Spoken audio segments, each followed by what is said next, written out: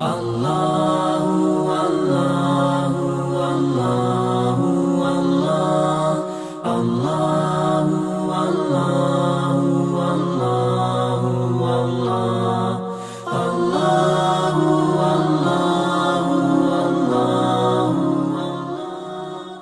Assalamu alaikum wa rahmatullahi wa barakatuh.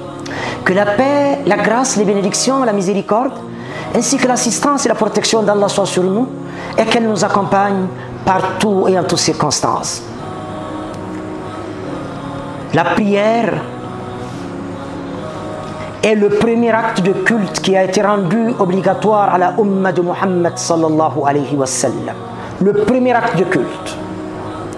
La prière est le dernier legs du messager d'Allah sallallahu alayhi wa sallam au moment où il allait quitter ce monde.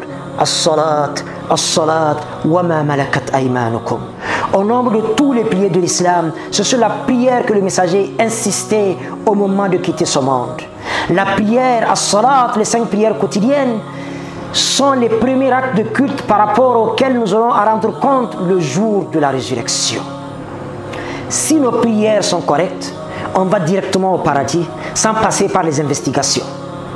Si nos prières ne sont pas correctes, on passe par les investigations et qui que nous soyons, nous allons passer en enfer, même si par la grâce de Dieu, nous irons au paradis.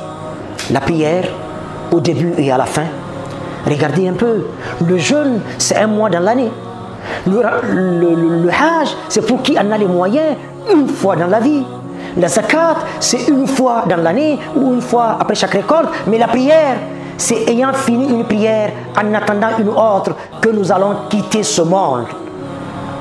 C'est pourquoi celui qui ne prie pas aura quitté la grande famille de l'islam.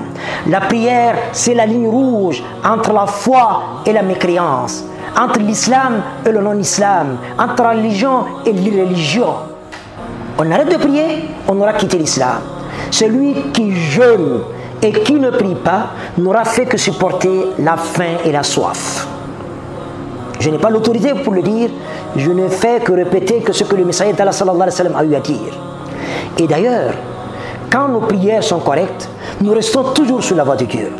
Inna salata tanha anil fahsha'i wal munkar. La prière empêche de tomber dans la turpitude et le blâmable. Quand nos prières sont correctes, dès qu'on dit assalamu alaikum, la prière nous quitte sous l'incarnation de quelque chose de couleur blanche, dégageant une odeur agréable.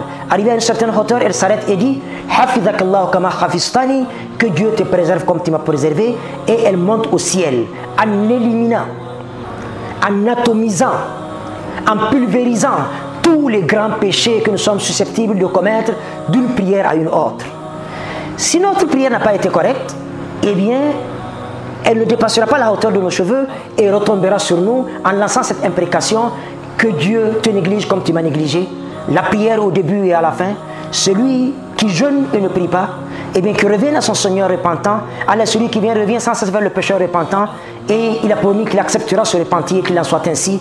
Que sa paix, que sa clémence soit sur nous, Ya Allah, et qu'elle nous accompagne partout en toutes circonstances. Assalamu alaikum wa rahmatullahi wa barakatuh.